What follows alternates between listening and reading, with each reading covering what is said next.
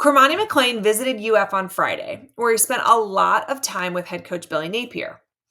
On3 has reported that McClain will be at Florida again on Tuesday, and he plans to spend time around the guys on the team on this visit. So think back to McClain's recruitment in 2023. This is one that a lot of Gator fans watched really closely. So let me help you jog your memory. In October of 2022, he committed to the Miami Hurricanes over the Gators. But then early signing day came and he didn't sign. In fact, he was ghosting Miami coaches. Many thought UF would still have a chance to jump in here, but he ended up signing with Deion Sanders in Colorado in February. After one season and before the end of the most recent spring practices, McClain entered the NCAA transfer portal. He did play in 9 games as a true freshman. He started in 4 of them. He finished with 13 tackles, 6 of those were solo, 1 tackle for a loss, and 2 pass deflections. So Deion Sanders has been pretty vocal about Cormani McClain. And, here's a quote from him. He says, "I'm always in prayer for young men, and I want the best for them. And I pray to God that he goes to a program that challenges him as well as holds him accountable and develops him as a young man. Unfortunately, we weren't the program that could accomplish that. So prayerfully that he understands that this is the second go around and gets it. Go get it, man, because he has a tremendous amount of talent, but he has to want it." Okay, so On3 Industry ranks McClain the number 2 quarterback in the transfer portal. Gators have a great shot here. So let's discuss the pros and cons. I'm going to start with the cons. So basically, Deion Sanders has said that Cormani needs to show up to class. He needs to show up to film study. He needs to fully engage and participate. And some of his high school coaches have echoed these sentiments and essentially have said that he needs to be held accountable. And he needs someone to coach him that is not going to let him get away with anything. Another, red flag would be that he ghosted Miami coaches after he had verbally committed to them. And in my opinion, that reeks of immaturity, right? But let's discuss the pros.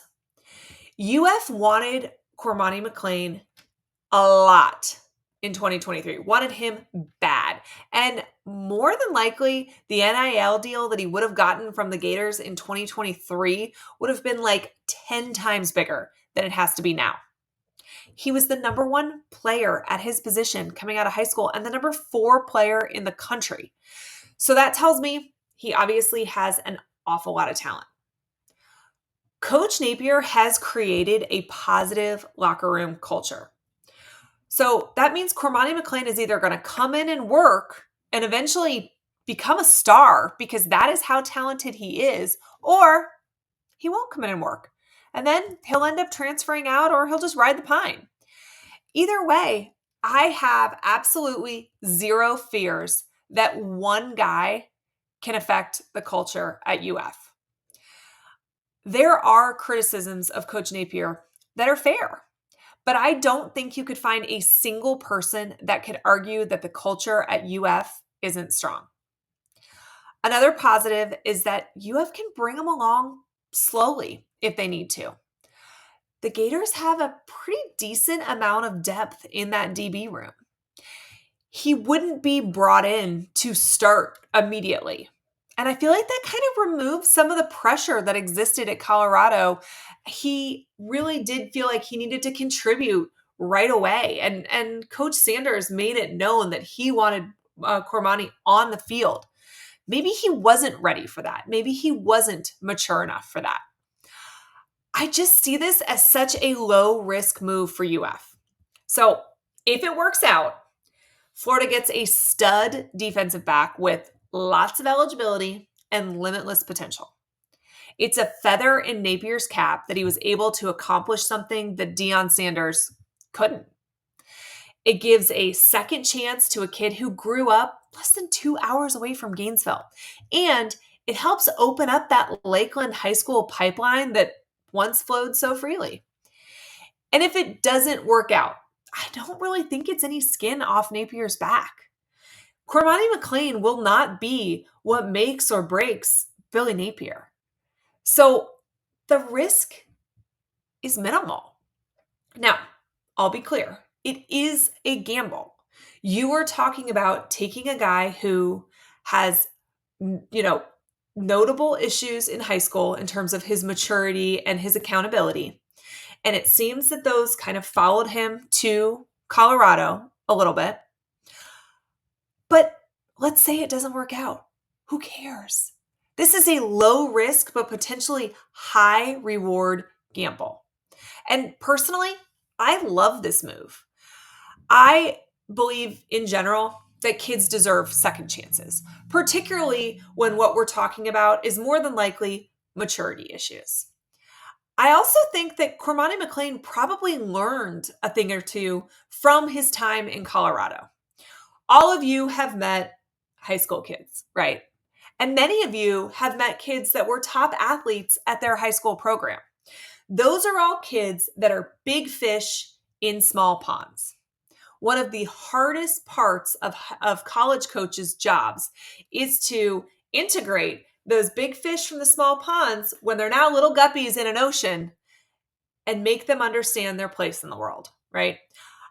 I honestly think that Cormani will have experienced this some at Colorado. So there's a great chance we're getting maybe a more humble Cormani McClain, maybe somebody who is fully ready to engage in the program and put the work in. And I also think that Coach Napier doesn't have the same kind of ego that Deion Sanders does, which means that he might just be the right person to help Cormani McClain right the ship. Billy Napier is a great shaper of men. We have seen this not just at UF, but in his previous stops as well. You talk to any of his former players, and they talk about the fact that he cares about them as a person.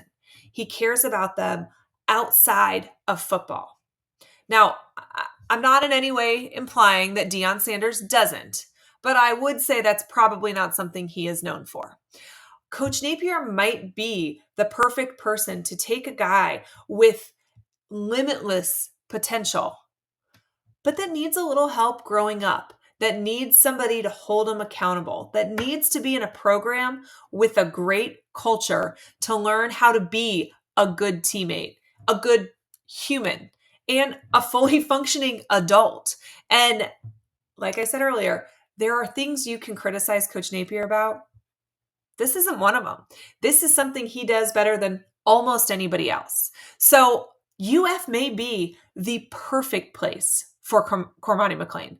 And if Coach Napier is right, it's mutually beneficial, right? Florida gets one of the very top players in the 2023 class who they desperately wanted at the time, but they get him a year older, they get him a year humbler, and they get him for an NIL price that's probably nowhere near what they would have paid in 2023. And if you're Cormani McClain, you get to come in and be coached by Will Harris, somebody with NFL development experience. You get a father figure in Coach Napier, and you get to experience the culture inside UF's locker room, which, again, for all UF's faults, maybe on the field in the win-loss column, the culture in that locker room is hard to beat. I love this move, and I'm excited to see if Cormani pulls the trigger sometime this week, and I think it would be a great pickup for the Florida Gators. So what are your thoughts? Do you have a strong opinion either way on Cormani McClain? Are you ready to burn him because of some of the things that have happened in the past, or are you like me and you think, hey, 18-year-old kid deserves second chances, didn't do anything too terrible, and maybe he is the right person to come in and help UF, and UF is the right person to develop him? Let's talk about it down in the comments. As always, go Gators, and I'll talk to you guys soon.